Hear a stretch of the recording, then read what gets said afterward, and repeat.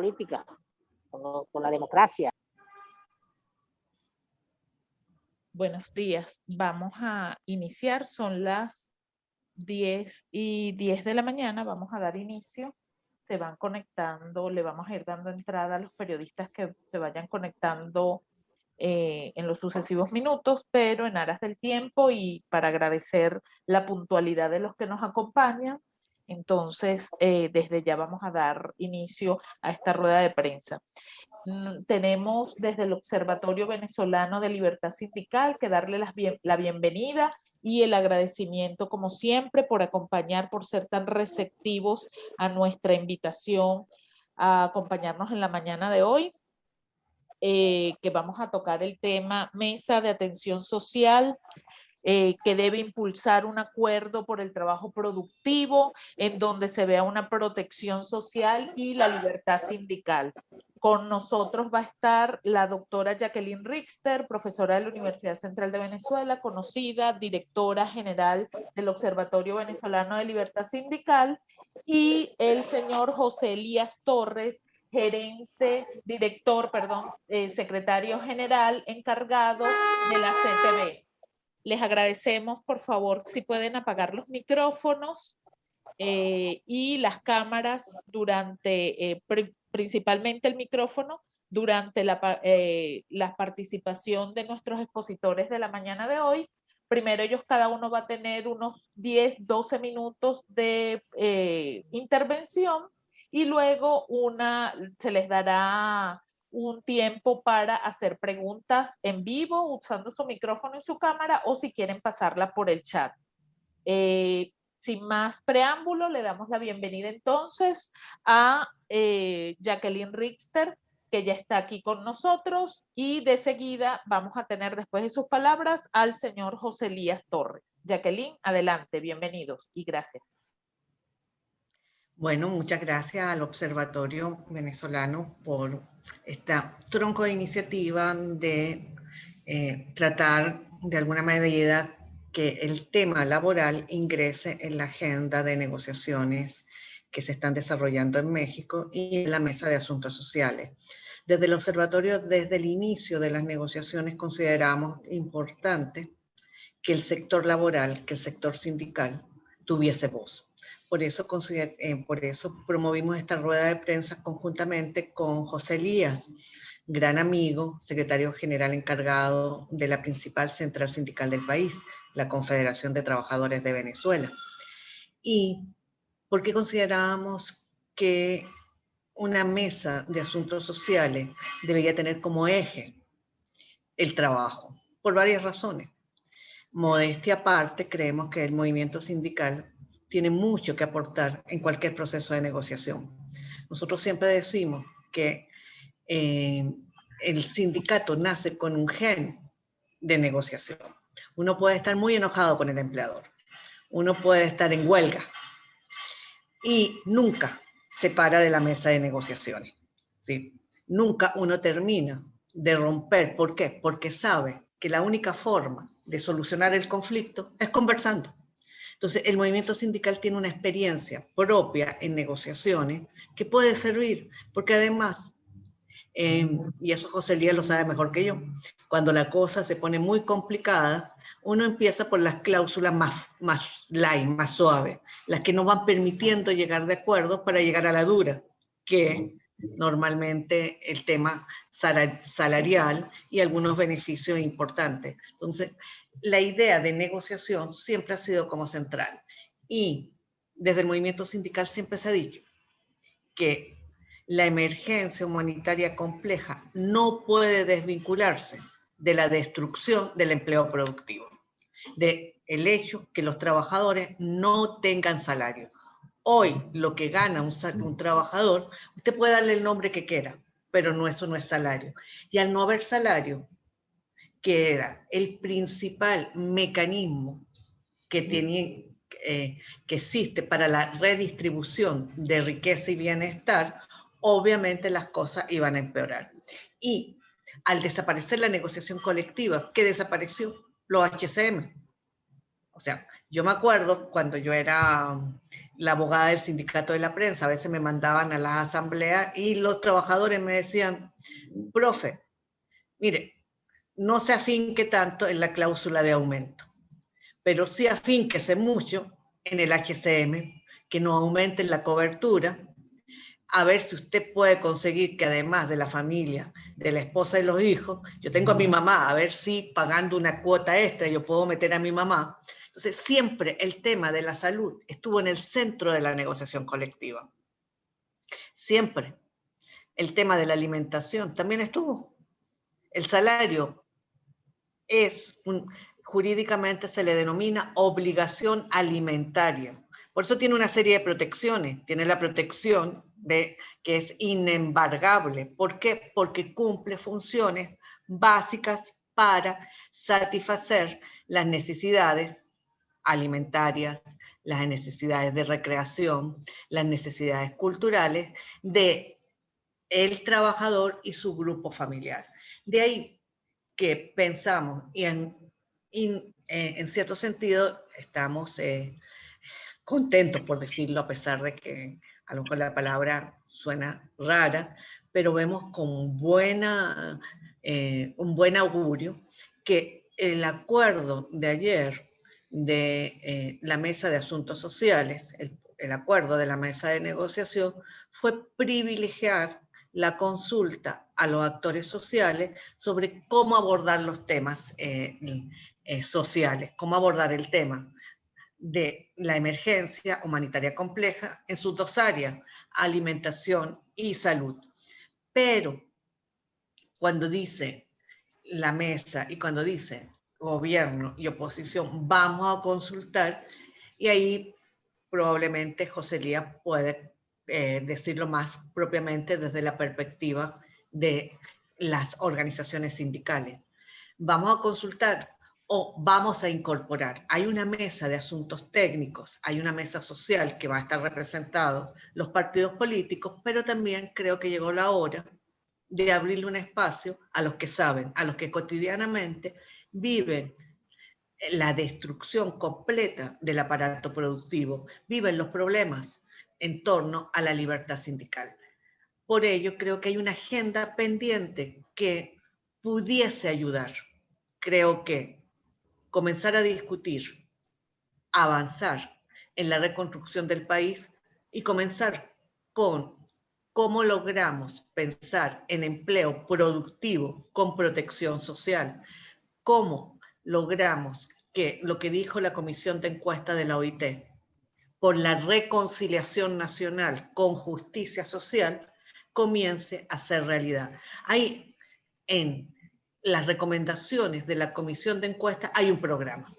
Hay un programa que sería altamente provechoso que los actores políticos lo tomasen en cuenta. En ese programa se habla de respetar la libertad sindical. Sin libertad sindical es imposible hablar de democracia. Se habla de liberar a Rodney Álvarez. Se pidieron dos cosas, liberar a Rubén González y a Rodney. Rodney sigue preso y fue condenado a 15 años por un crimen que no cometió. Entonces, y se habla de liberar a las organizaciones sindicales de las trabas que les impiden un libre funcionamiento. Y además, sí, se habla de algo que es vital para cualquier sistema democrático, promover la negociación colectiva libre y voluntaria. Y para que haya negociación colectiva libre, tienen que estar sentadas en las mesas de negociaciones los verdaderos y legítimos representantes de los trabajadores. Las últimas negociaciones colectivas han estado sentados organizaciones sindicales que no representan los intereses de los trabajadores. Y la mejor demostración es que los contratos que celebran no tienen cláusula salarial. ¿Usted se imagina un contrato colectivo sin cláusula salarial? Es la negación del contrato. A modo de ejemplo, el contrato colectivo del sector de trabajadores de la educación superior, sector al cual yo pertenezco, soy profesora universitaria, lo discutió un señor que se llama Carlos López, que tiene una federación de organizaciones sindicales que no tiene un afiliado en mi universidad, ni uno. Y dos, discutió un contrato colectivo en el cual casi el 70% de las cláusulas no tienen que ver con condiciones de trabajo. Y 3, los aumentos de salario que consiguieron, además de ser absolutamente chirras, por decirlo de la mejor forma, bajísimos, que no cubren ni siquiera la canasta alimentaria, obligan a las universidades autónomas a subordinar su política salarial a los dictámenes del Ejecutivo. Entonces, si una universidad, si el empleador de una universidad se pone las pilas y decide buscar mecanismos alternos para mejorar las condiciones salariales de su personal, no lo puede hacer. No lo puede hacer porque el que dijo que era dirigente sindical se lo prohibió. Y más encima, ese dirigente sindical se comprometió a que él iba a garantizar que no hubiese suspensión de actividades en las universidades públicas. O sea, un dirigente sindical que se comprometió a que no iba a hacer huelga. Entonces, obviamente, esa negociación no refleja los intereses de los trabajadores. ¿Qué decimos? Una mesa de diálogo real y de asuntos sociales debe promover y debe incorporar a los verdaderos actores y dar un espacio, ya que está el gobierno y ya que está en la oposición, para que la agenda laboral sea construida por los actores y puede ser el inicio de un camino para destrancar los demás temas. Vamos poniéndonos de acuerdo sobre las cosas importantes, sin negar la importancia del tema electoral. Pero solucionar la grave crisis económica y social pasa por lo que los sindicatos saben hacer muy bien: pelear, pero negociar. Bueno, era un poco la perspectiva que nosotros queríamos poner en relieve. Sabemos que la Mesa de Asuntos Sociales está teniendo apoyo de varios gobiernos. Ayer acá en Venezuela estaba una reunión del movimiento sindical con la doctora Mariana Elwin, que fue una de las artífices desde la concertación de los acuerdos sociales que facilitaron la transición en Chile. Y nos contó un poco su experiencia. Entonces, también mirar un poco, abrir la ventana y ver experiencias de otros países puede ayudarnos para ver las cosas buenas y para ver cuáles son los errores que no se pueden cometer. Y a veces yo digo, la experiencia chilena, que a veces ha sido tan nombrada, hay puntos de partida muy diferentes, pero hay cosas en común. El movimiento sindical chileno fue profundamente perseguido por la dictadura, se sentó en una mesa de negociaciones, ¿entiendes? Y recién hoy ha empezado a recuperar derechos. Partieron de una situación completamente diferente a la nuestra. Pero, más allá de eso, nunca se negaron a negociar. Y eso creo que un baluarte que puede demostrar el movimiento sindical es que, independientemente de las diferencias que uno pueda tener, y que más diferencias que con el empleador, de que uno siempre está diciendo, a veces uno del movimiento sindical dice, si estoy coincidiendo con ese tipo, tengo que revisarme. O sea, uno siempre está en una situación de diversidad y de intereses diferentes, pero nunca niega que el otro representa, que el otro existe y que la única forma de conseguir para nuestros afiliados mejora es sentarme en la mesa a conversar y a buscar mecanismos de encuentro. La mesa de diálogo es un mecanismo de encuentro. Y lo laboral, creo que debería, desde el Observatorio Venezolano de Libertad Sindical, creemos que lo laboral puede ser un eje que ayude a avanzar. Bueno, era más o menos eso. Y gracias a los periodistas por acompañarnos. Muchísimas gracias, profesora. Ya de seguida le damos la palabra a José Elías Torres de la CTV. José Luis, el micrófono es tuyo. Bueno, gracias y bueno, gracias por la oportunidad y ya veo que aquí tenemos entonces derecho a hacer comentarios y alguna, no como las ruedas de prensa tradicionales, que a veces estamos presionados por responder muy puntualmente para tratar de sacarle provecho al mayor número de información que queremos dar y el periodista recibir lo que nosotros en ese momento le damos. Aquí no, yo creo que aquí me parece bien, porque hacemos el comentario y agradeciéndole a los periodistas, nuestros siempre aliados, firmes aliados, como decía una propaganda del Banco Industrial, mi más firme aliado. Lo digo porque yo fui trabajador del Banco Industrial durante 30 años, ¿no? Mi más firme aliado. El periodista son los más firmes aliados de nuestras luchas. Toma y más o menos resalta pues lo que en verdad puede hacer y llegar más al colectivo. Yo debo empezar por decir que, voy a empezar por la mesa. Quiero decirle que la CTV, cuando se convocó esta mesa y conversamos con algunos actores políticos, inmediatamente nosotros hicimos la consulta al mayor número de compañeros afiliados a la Confederación. Cuando digo número de afiliados, me refiero a los presidentes de federaciones nacionales y federaciones regionales, más a las federaciones regionales que a las nacionales, sin que la descartemos. Y esto porque es el orden prioritario que le estamos dando hoy. Nada es más importante que el otro, pero estratégicamente ahorita nuestra lucha está centrada y nuestras actividades están centradas más que todo en las luchas regionales, desde la base, como se lo he dicho en algunos programas que he tenido en la televisión, como en algunos foros, que yo creo que los tiempos cambian y lo que hay que es redactar la forma de lucha, porque tenemos 20 años haciendo y luchando y buscando la manera de recuperar la democracia.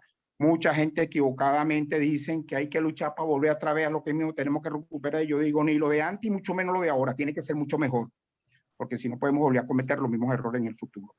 Y esto lo digo porque nosotros aupamos las actividades que se pueden hacer de las diferentes regiones y sobre todo los diferentes sectores, ¿no?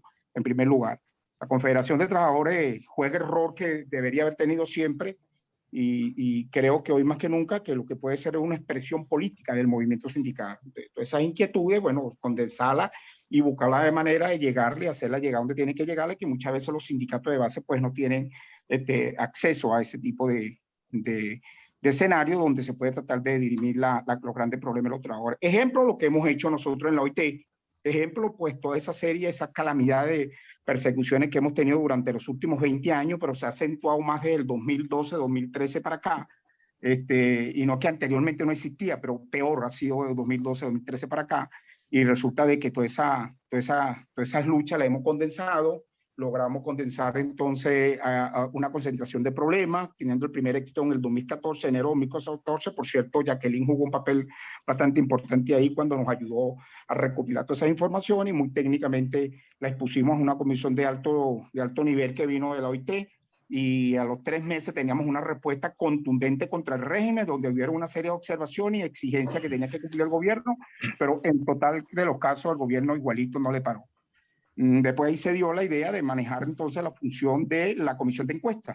Y la comisión de encuesta es la sanción, si se quiere, la mayor que tiene en los estatutos de la OIT, en su artículo 26, donde la sanción es de no cumplir lo que se corrobore ahí o lo que se compruebe ahí.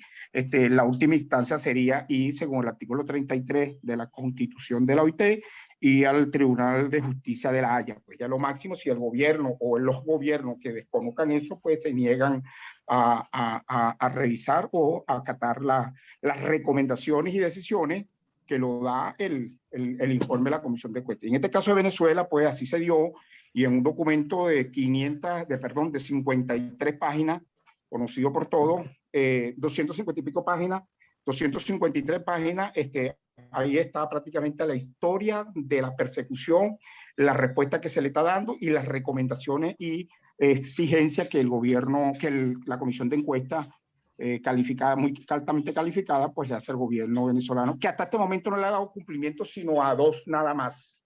El resto ha sido igual o peor, porque cuando suelta uno, mete 2 o 3 presos, por ejemplo, en ese de los casos que se vienen usando últimamente.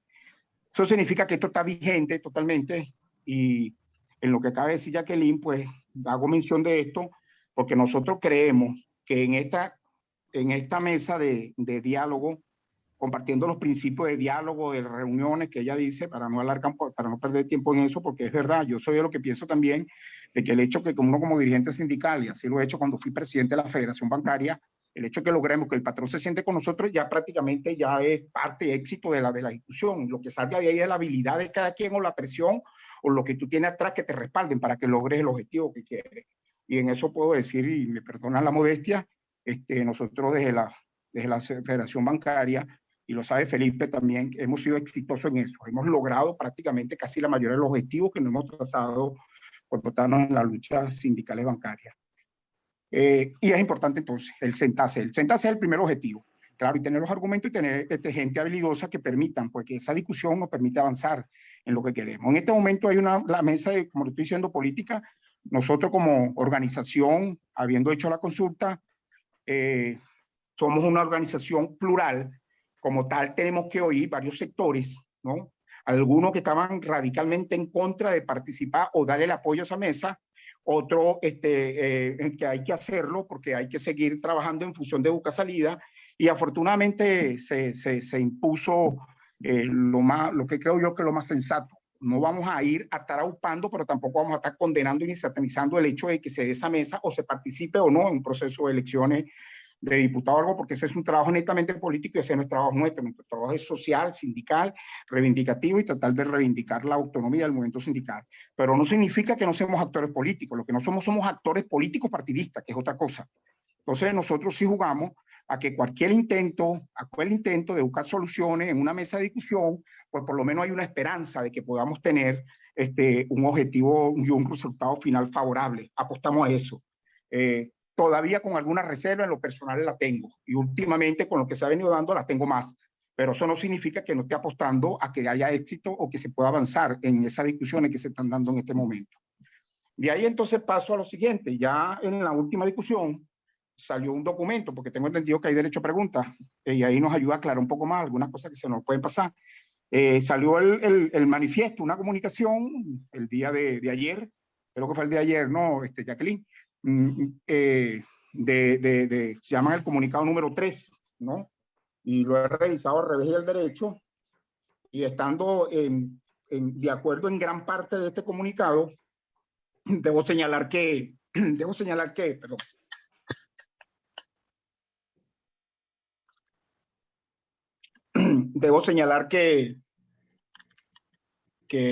antes de esta reunión llamé a algunas personas que están vinculadas y conectadas directamente con los amigos que están en México, porque es que nos hemos llevado con el perdón de la palabra, tantas cosas que uno tiene que tener cuidado. Me hicieron llegar el día domingo actas, supuestas actas, comunicaciones de lo que se ha venido tratando en México. Y resulta que cuando yo hablo personas que están directamente conectados con Gerardo Blay o directamente conectados con alguna de las personas que están allá, me dice, mira, no debería nadie tener eso, porque se va informando lo que se debe informar, porque en las reuniones que hemos tenido con Gerardo, que hemos tenido 2, él lo ha dicho claro, hay algunas cosas que tenemos que decir y estamos obligados a decirle, hay otras cosas que hasta que no se tenga certeza real de que ambas partes la comparten, no podemos salir, porque si no vamos a tener unas políticas de micrófono, que es lo que ha hecho daño y a que ha llevado al fracaso cualquier conversación que se ha hecho anteriormente, ¿no? Ven, y compartimos ese criterio.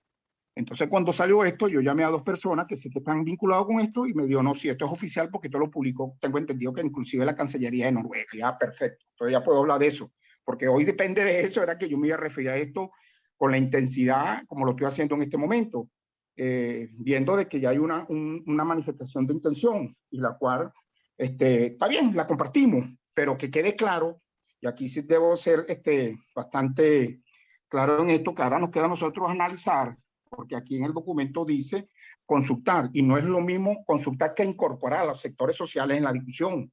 Ahí es donde tenemos que nosotros ponernos de acuerdo, y ahí es donde van a tener que las centrales sindicales y las organizaciones que tienen que ver con el mundo laboral, incluyendo la FAPU y otros, tenemos que ser muy claros qué es lo que queremos. Nos conformamos únicamente decirles qué es lo que deben pedir, o queremos participar nosotros, ojo, no a nivel de México, pero a nivel de los actores que lleven esa documentación para allá, cuál es lo que realmente nosotros queremos, con ánimo de realmente de avanzar en relación con los trabajadores y no con interés de potenciar nuestras organizaciones en particular, que eso para mí juega un segundo papel. Para mí, yo creo que salir de lo que tenemos ahorita, esta desgracia que tenemos en el país, y buscar la manera de enrumbar que las organizaciones vayan a su relegitimación en el momento que les corresponde, pero con gente que esté debidamente comprometida y clara con el objetivo que estamos buscando. Y el objetivo que estamos buscando es que los trabajadores se liberen de esa desgracia y esa maldición que tienen durante los últimos años, que no es otra cosa que empiecen a ver la esperanza en base a lo que queremos todos. Jacqueline lo dijo, la contratación colectiva. Te voy a decir algo y no quiero que me malinterprete algún colega, amigo periodista. La contratación colectiva es la herramienta más fuerte, el alma de las luchas sindicales, si se quiere, el espíritu de las luchas sindicales a través de los últimos años, porque es un logro cuando se logra, que está insertado en el convenio 87, que es la libertad sindical, y el convenio 98 de la OIT. Pero hoy en día, con la realidad que tenemos, yo me digo, y no me malinterprete, de que eso pasa a ser un segundo plano, de luchar por una mejora en una contratación colectiva, porque mientras tengo un régimen como tengo y tengo un modelo económico como que tiene, que resulta y no se combate la hiperinflación, no se combate la especulación, no se combate una serie de cosas, no se habla de unas políticas salariales, eso es perder tiempo, porque este gobierno ya no es capaz de darnos a nosotros un modelo realmente que permite la recuperación y el bienestar de todos los trabajadores y la población venezolana. Entonces, en eso tenemos que estar claros. Recientemente se acaba de aprobar unos convenios, porque no fue contratación colectiva del sector del magisterio. Bueno, señores, revisen lo que acordaron hace 2 o 3 meses con lo que realmente el beneficio real que tienen ahorita. Imagínense dónde están con esta hiperinflación. Si eso ya no es letra muerta o letra del pasado, que ya tienen que estar pensando en enero, buscar la manera de cómo van a resarcir eso. Más ahora, y termino con esto, más ahora que tenemos de cara dentro de una semana la implementación de un canon monetario donde resulta de que han creado una expectativa, una falsa expectativa, creyendo que eso le va a venir a solucionar el problema de los trabajadores, cuando eso no va a ser sino simplemente un modelo para facilitar las transacciones de cargar un bojote de billetes, cargar un billetico que vale lo mismo, pero no hay política para inflación, para reactivar el aparato productivo, ni para aumentar el salario, porque no lo dice por ningún lado ese tipo de decreto. Entonces, lo que es un pañito de agua tibia, un entretenimiento que están haciendo, que corremos el riesgo que los especuladores que existen, tanto en el sector privado, más que muchos particulares por ahí no asociados, a lo mejor van a aprovechar la confusión para tratar hoy en día de tratar de subir los precios en esos productos. Entonces, hasta corremos ese riesgo, pero creemos de que eso, ya nosotros vamos a sacar esta semana un pronunciamiento, lo está trabajando Pedro Arturo, y lo tendremos sobre esa situación, pero sobre eso que no nos damos ninguna expectativa porque prácticamente no vemos que haya ningún tipo de solución inmediata. La solución inmediata sería esa, las conversaciones como se están dando, que tomen en cuenta los sectores, que nos pongamos de acuerdo las centrales sindicales, que nos pongamos de acuerdo las organizaciones no federadas, no confederadas, Federación, el Sindicato por lo menos Nacional de la Prensa, el mismo FAPU y Federación Médica, y nos sentemos realmente a esos niveles a diseñar una estrategia que qué es lo que debe hacerse en este renglón de la parte que le corresponden a la parte social, al pronunciamiento social, y que los que vayan a discutir allá, que para mí no me inspiran toda la confianza, pero es lo que hay, entonces resulta de que lleven en claro qué es lo que quiere el sector social, sector sindical, sector gremial, y que permita entonces de que por lo menos de cara a eso participen en una ronda de conversaciones para que dejen bien claro cuál es su posición. Bueno, total, esto es lo que quería decir con respecto a esto, y en relación con el tema, bueno, aplaudimos pues que se haya incluido esta parte social, pero que quede claro que tiene que estar inmerso la discusión directa con los actores de cada sector, respectivamente, que son las necesidades que está pasando cada uno de los miembros o afiliados, trabajadores de nuestro sector. Cambio y fuera. Gracias, José Elías Torres. Gracias, profesora Jacqueline. En el chat nos están preguntando. Vamos a condensar en 2 preguntas bien puntuales. Dice, quisiera que puntualicen cuáles serían las propuestas que elevan a la mesa de atención social, y por el otro lado, qué modelo están proponiendo para la mejora salarial. Entonces, Jacqueline, no sé si, o José Elías, las 2 preguntas serían esas en primer término. ¿Cuáles son, puntualizar, cuáles serían las propuestas para la mesa de atención social y cuál sería la propuesta para la mejora salarial? Y hay otra pregunta sobre cuáles son las 2 peticiones que ha sido atendida en el documento que se mantiene vigente. Me imagino que esa pregunta se refiere a las recomendaciones que efectuó la comisión de encuesta. Yo creo que podemos dividirnos, yo respondo eso, pero lo de política sindical le corresponde al compañero José Elías, que... Sí, lo que están pidiendo es que concrete cuáles serían las propuestas y si quieres entonces, Jacqueline comienza con esa pregunta y después le damos el micrófono a José Elías para que concrete cuáles serían las propuestas a la mesa de atención social. ¿Les parece? Seguro, seguro. Claro que sí. Ok. Todo lo que sea políticas sindicales para José Elías, que le corresponde ese trabajo. O sea, ahí te tiro esa papa caliente, compañero. Mira, dos cosas. La comisión de encuesta hizo una serie de recomendaciones. Recomendaciones para promover la libertad sindical y recomendaciones para promover el diálogo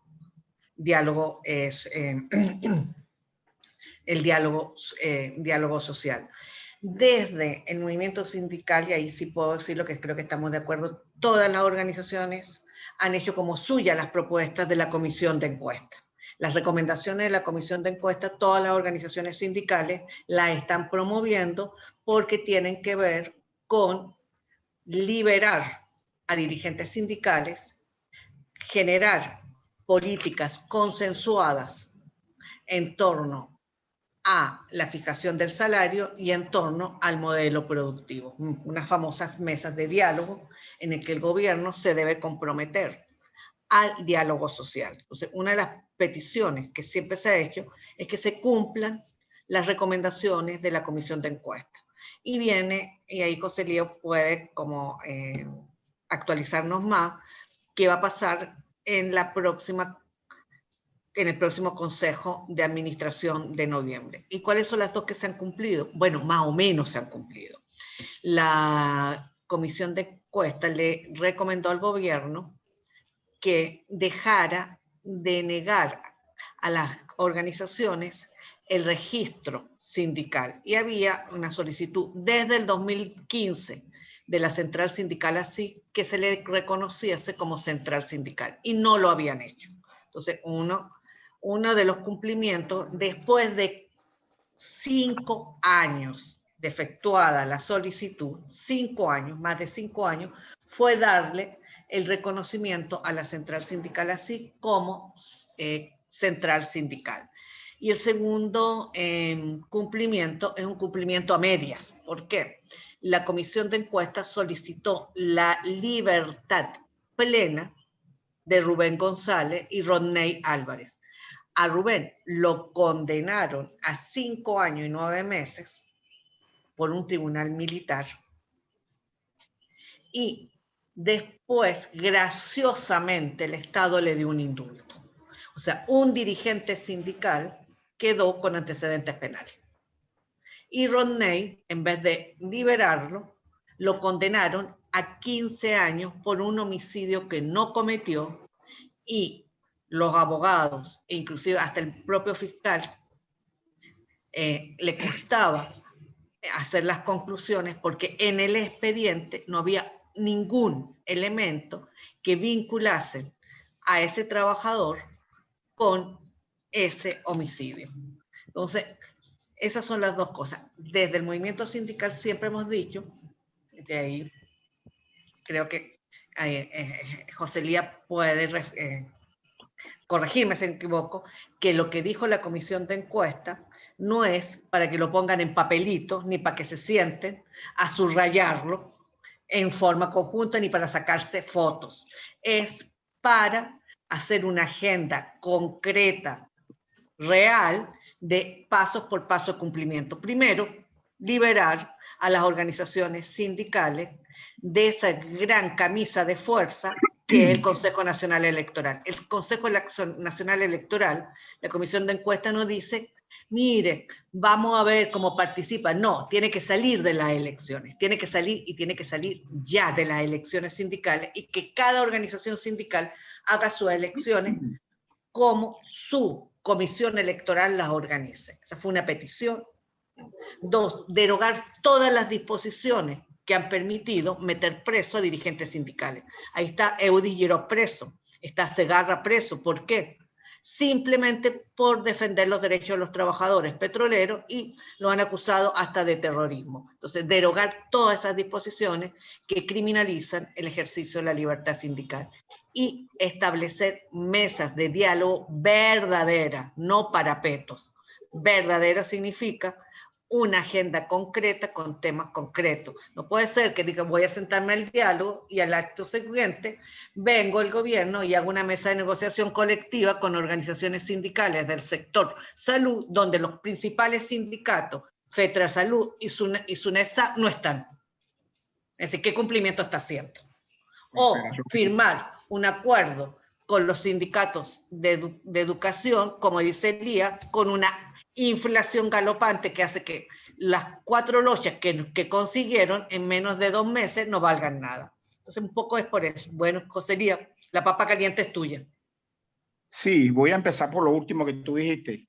Cualquier conversación o mesa de negociación, si se deriva de lo que se está sucediendo en México, pero voy más allá, con o sin México, nosotros debemos forzar que esas reuniones y esas mesas tienen que dar, ¿no?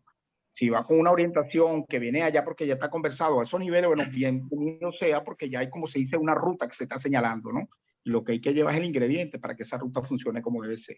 Y sea como sea, eso tiene que arrancar, que esa mesa cuando arranca, en la mesa lo que hay que poner como primera decisión o primera, la incorporación del informe de la Comisión de Encuesta de la OIT, porque eso está suficientemente calificado, requete comprobado, sentenciado el Estado venezolano en la 342 Consejo de Administración que se realizó en marzo, que el gobierno tiene que darle cumplimiento a eso.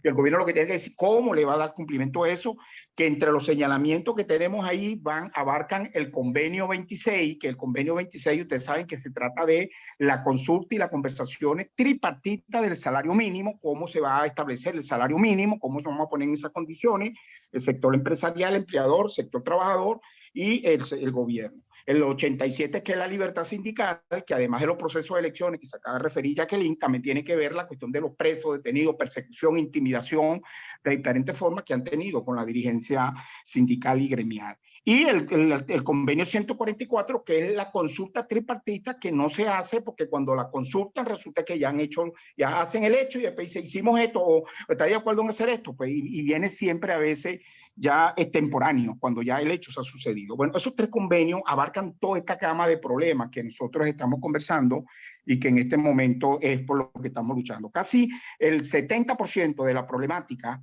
ten cuidado si un poco más, que hemos nosotros venido ahorita con las movilizaciones, con la persecución, están inmersos en esos 3 convenios. Si te pones a ver, claro, está el 111, que es el que tiene que ver la discriminación política y persecución política en los centros de trabajo, el 122, que tiene que haber una discusión y condiciones loables en cualquier centro de trabajo, pero esos son otros ya colaterales que también se están violando. O sea, que aquí no están violando nada más 3 convenios, son alrededor de 20 convenios que convienen, pero estos son los fundamentales que reúne la gran parte, la gran mayoría de la problemática.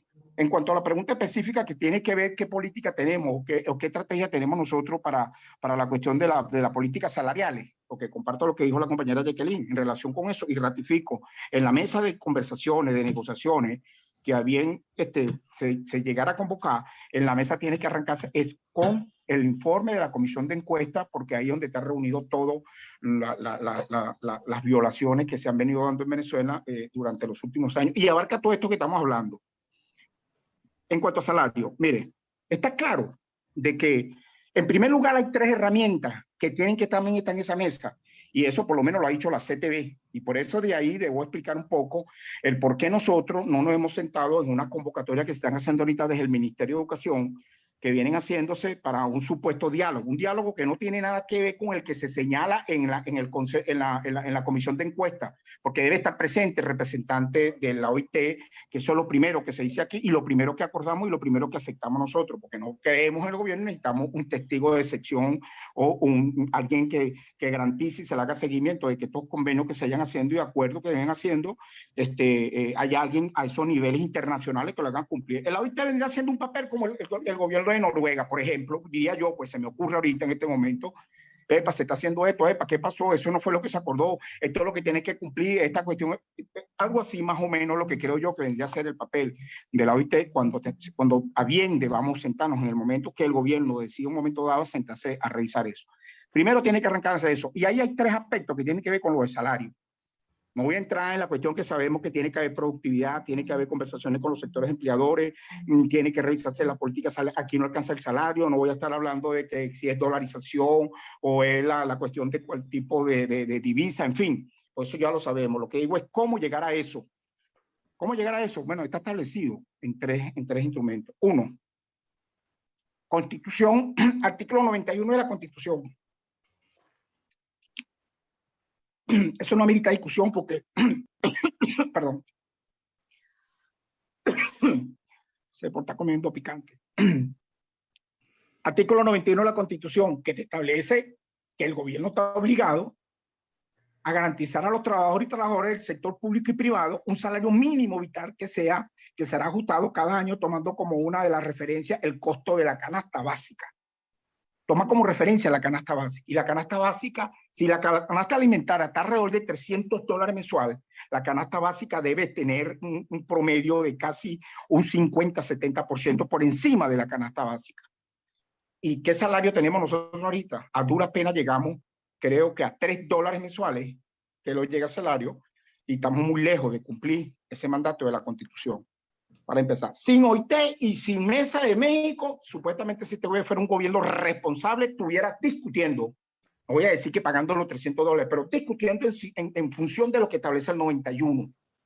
Dice, es tomar como referencia lo que me dice la canasta básica. Y como referencia a la canasta básica nos ponemos a discutir, a lo mejor si no me puedo dar los 300, empieza por 150, 200 y en 6 meses me va ajustando, dándole chance a los empresarios también que vayan haciendo lo que tenga que hacer, su reingeniería, para entonces yo buscar la manera y por esa altura de generar los recursos para que puedan cumplir ese mandato y el gobierno busca sus recursos para hacerlo. Porque en verdad que tenemos que entender que decir que un supuesto negado, que aceptamos hacer eso y mañana vamos a empezar, eso es mentira porque para empezar no hay dólares, no hay reales por ningún lado. Pero entonces ese mecanismo te lo da que lo que hemos decidido, que hemos dicho, lo importante es una conversación, una mesa de negociación. Artículo 91. ¿Cuál es el otro?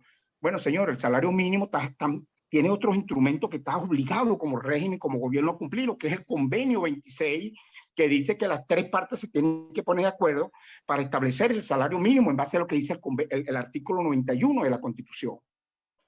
Ya ahí tienes otra base, o sea que ya tienes dos pegadas por el pecho y ninguna de esas se está cumpliendo. Y termino por la tercera.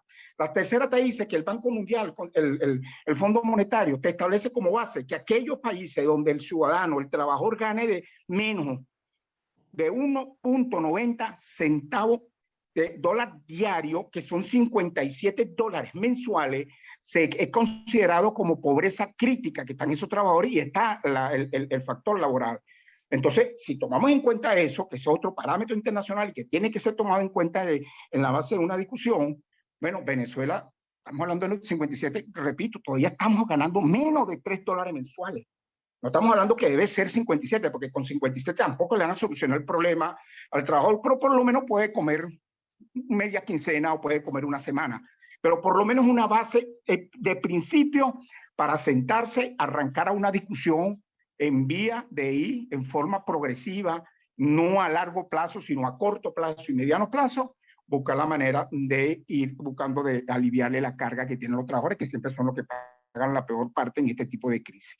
Entonces, con esos tres aspectos, más lo práctico que debe ser y lo que dé en la mesa de la negociación, ahí es donde se debe salir a negociar y no salir como responsablemente lo hemos hecho nosotros. Nosotros no hemos nunca dicho que deben darse 300, 400, $600 buscando aplausos, buscando fotos, porque digamos eso y la gente, pero cuando te preguntan cómo lo hacemos, cómo lo conseguimos, no compartimos con eso y dejamos que mucha gente lo dice, muchas organizaciones hermanas lo hacen, pero se lo he dicho, eso es un error, le dije yo, porque tienes que hablar en base de realidades. Y termino con esto, porque si vamos a lo práctico, no es que esté mejorando que no nos lo merezcamos, ojalá pudiera hacer eso. No hay ningún país en América Latina, ni el que esté en mejores condiciones y tenga los mejores indicadores económicos, que esté pagando $600 mensuales de salario mínimo en alguno de esos países. Tiene que ser en función de la productividad, pero tenemos que impulsar y hay que hacerse un esfuerzo de una especie de ayuda humanitaria al principio para que el trabajador tenga más o menos cómo poder sostenerse en base. Eso sería la propuesta que nosotros hemos venido diciendo, impulsaríamos, y después los demás detalles para que sea sostenible en el tiempo, eso te lo va a dar la mesa de la discusión tripartita. Muchas gracias, José Elías. Muchas gracias, Jacqueline. No sé si alguno de los periodistas que nos acompañan tiene alguna otra reflexión, alguna pregunta que quiera hacer. De ser así, puede utilizar o bien el chat o bien el micrófono. Si hay alguien que tenga algún comentario de los que nos están acompañando en la mañana. De no ser así, si no hay preguntas, no hay más preguntas, si quedaron satisfechos, los invitamos entonces a ver el video de esta rueda de prensa para que tomen los pormenores de lo que ocurrió hoy, además de que Jacqueline Una tiene... cosita. Sí, adelante. Sí, yo creo que hay que reafirmar que desde el movimiento sindical consideramos imprescindible, dado que en la mesa de negociaciones está el alto gobierno y están los factores de la oposición, tomen el documento que le ha mostrado, las recomendaciones de la comisión de encuesta. Creemos que cualquier propuesta en materia social debe partir por lo que ya es un compromiso nacional e internacional del Estado venezolano, cumplir con las recomendaciones de la comisión de encuesta. Y creo que Elías también ha situado el tema en el otro gran documento que al difunto presidente le encantaba mostrar, la Constitución Nacional. Sí, simplemente cumplir el famoso librito azul, simplemente cumplir lo que dice esa Constitución. Ahí dice claramente cuál deben ser las características que debe tener el salario. Sin salario es imposible enfrentar la emergencia humanitaria compleja. Y para que haya salario, tienen que dejar de perseguir al movimiento sindical y dejar que dirigentes como Elías hagan su trabajo, porque además somos un sindicalismo responsable. Elías está diciendo, yo no estoy pidiendo $600, yo no estoy hablando de iniciar la negociación pidiendo $600, estoy hablando cómo nos ponemos de acuerdo para reconstruir un aparato productivo, para generar empleo productivo con protección social. Entonces, dejen a los actores sociales sentarse a hablar en serio. Y la negociación no es simplemente mostrar las decisiones de la comisión de encuesta, es dar pasos en concreto para cumplirlas. ¿Me da un minutico? Sí, José Elías, adelante. Ok, mira, abonado a lo que dice Jacqueline, debo decir dos cosas, ¿no? Cuando hablo de esas comisiones de organización seria, objetiva, que conozcan la realidad del problema, e inclusive no estamos excluyendo ni siquiera a los dirigentes sindicales, ojo, entre comillas, que puedan estar con el régimen. Ellos deberían estar también ahí discutiendo, porque es verdad que el problema es de todo. Ahí no vamos a, eso sí, pues tenemos que ir claro, con el verbo claro y con el patrón que tiene que aceptar como esto, como tal, que este es el mandato que nosotros aceptamos, que es el que hay que empezar a discutir en función de eso, más otros agregados que pudieran haber. Y finalizo manifestando, haciendo un llamado. Ahorita a finales de noviembre, principio de noviembre, se va a realizar el 343 creo que, o 344 consejos de administración de la OIT, donde se va a ventilar este documento.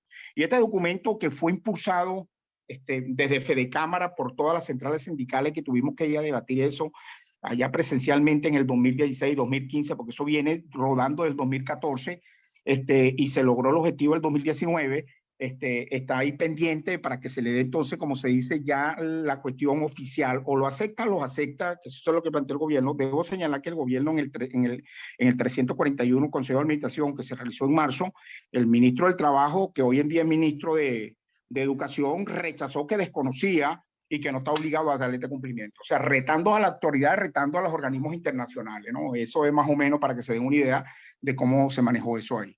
Sin embargo, después que terminó esa reunión, al mes, 2 meses, empezó a llamar y que a conversaciones, a tirar fotos para mandar para allá que estaba tratando de cumplir con esto, y por eso que la CTV dijo, este no es el diálogo que está contemplado en las condiciones que está acá, ¿no? Eso puede ser un diálogo de acercamiento, como lo dijo el mismo Guy Ryder, presidente, director general de la OIT. Bueno, que aplauden cualquier acercamiento de conversación para llegar a unas reales y verdaderas y concretas mesas de negociaciones. Y hago un llamado a las centrales sindicales, a las organizaciones sindicales que tienen que ver que se pronuncia y que tienen acceso allá a la cuestión de la OIT, de que resulta de que hay que definir desde ya cuál va a ser la posición y hacer saber a los organismos internacionales que todavía esto no se ha cumplido, que todavía está preso Ronnie Álvarez, que todavía está preso y perseguido una serie de dirigentes sindicales, que todavía están las elecciones sindicales ahí bloqueadas con los obstáculos que le ponen, que no se ha cumplido de las 10 o 12 recomendaciones que hay aquí, nada más hay una, que fue la media, como dice Raquelín, que soltaron al compañero, ¿cómo se llama? Al compañero de Guayana, se me fue, Ferrominera, y la boleta de legalización de una central. Eso no, eso era importante, pero es que el 90% de lo que está contemplado ahí no se ha cumplido y se han agregado otra serie de denuncias que hemos venido haciendo más grave aún con las que están señaladas ahí. Entonces, eso tiene que estar claro y ahí debemos, yo creo, que hacer el gran esfuerzo, más allá del aspecto personal, el gran esfuerzo de nuevamente reconducir y las luchas a nivel unitaria, a nivel internacional y a nivel nacional para lograr el objetivo que es lo que están esperando los trabajadores. Gracias, Elías. Gracias. Nos pregunta Mary Mogollón por el chat. Quería saber si ustedes han sido contactados por la Asamblea Nacional de Trabajadores, si hay algún trabajo en conjunto, si alguna intención de unificar las fuerzas sindicales o cada quien está trabajando por su lado. Jacqueline, José Elías. José Elías. José Elías. Mira, dos Adelante. cosas, ¿no? Dos cosas. Las centrales sindicales vienen trabajando en forma, si se quiere, consultiva entre ellas, aceptando algunas cosas, aunque no tengamos de acuerdo en la forma de manejarse el 100%, pero no va a haber nada que obstaculice una acción de carácter nacional e internacional a favor de los trabajadores. Eso lo puede tener por seguro, eso lo puede tener por seguro de que va a ser así y ha sido así. Más allá de cualquier diferencia, nosotros frente a las actividades que hagamos en la calle, lo que hemos venido conversando, de alguna manera siempre coincidimos, nos ponemos de acuerdo y nadie sale a desmentir ni a confrontar a la otra frente al aspecto del régimen y al aspecto de las exigencias que nos piden a nivel internacional. Ahora, en cuanto a lo que mencionaste ahorita, asamblea, yo no sé qué, bueno, mire, compañero, ahí lamentándolo mucho y lo debo decir, y asumo el costo y la responsabilidad, han salido una serie de aventurismo buscando crear situaciones, no sé si con fines de financiamiento, algo por el estilo, de parapeto, que en lugar de ayudar lo que ha venido es dividiendo más el movimiento sindical, y eso que dice usted es cierto. Hay algunas actividades, afortunadamente, por personas que no tienen ni siquiera una federación, no son dirigentes sindicales de una organización de peso a nivel nacional, y resulta de que, bueno, no los excluimos, no los estamos atacando, sino que estamos haciendo el trabajo que hemos decidido hacer y los invitamos a que se incorporen, porque no vamos a estar combatiendo, nosotros estamos combatiendo la desigualdad, estamos combatiendo la miseria que está pasando el pueblo venezolano y le estamos exigiendo al régimen, al gobierno que cumpla, o sino que se aparte para que dejen que otro lo haga, pero nosotros no vamos a ir a pelear ni a enfrentar a compañeros y luchadores hermanos, así ellos estén equivocados en sus estrategias, porque yo creo que lo más importante es eso. El trabajador no quiere ver una pelea entre dirigentes sindicales, sino lo que quiere ver es soluciones y que independientemente que no nos quedamos mucho, tenemos que tolerarlo para tratar de conseguir su objetivo. Ya vendrán tiempos en que vendrán las confrontaciones para encontrar algunos sectores o decir que yo soy el que dirige, el otro no, pero en este momento yo creo que no necesitamos todo para seguir avanzando. Muchas gracias, José Elías. Muchas gracias a Mary Mogollón por su pregunta.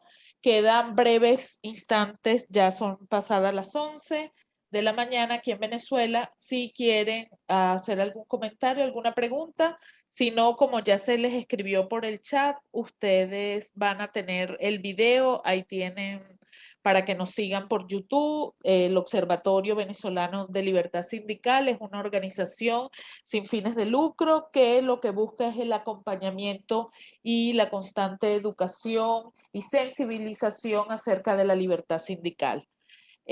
No queda más que darle las gracias entonces, ya que no tenemos más comentarios, preguntas. No sé, José Elías y Jacqueline, si quieren despedirse de nuestra audiencia para entonces, en aras del tiempo de todos. No, muchas gracias a los periodistas por venir y no sé si José Elías quiere unas palabras finales. Sí, no, José solamente Elías. eso, da las gracias y en verdad que esto es muy importante y dije que son nuestros más firmes aliados en los medios de comunicaciones porque es la manera de ir comunicando algunas de las cosas que se vienen haciendo, pero que la pelea es dura y la pelea va a seguir, pero aquí nadie se está rindiendo y yo creo que apostamos a que las conversaciones salgan positivamente independientemente de las recelas que pudiéramos tener, pero eso no implica que no estemos haciendo nuestras estrategias, nuestro trabajo para seguir la presión de calle como se ha venido haciendo y como están convocados en los próximos días, ¿no? Pero seguiremos en la lucha, en la pelea por rescatar nuestro bienestar y nuestro Estado de Derecho, que es lo que nos ha mermado durante estos últimos 20 años y agudizado en los últimos 10. Cambio fuera y gracias a todos. Gracias, José Elías. Muchísimas gracias a todos. Desde el Observatorio Venezolano de Libertad Sindical estamos a su disposición por nuestras redes sociales.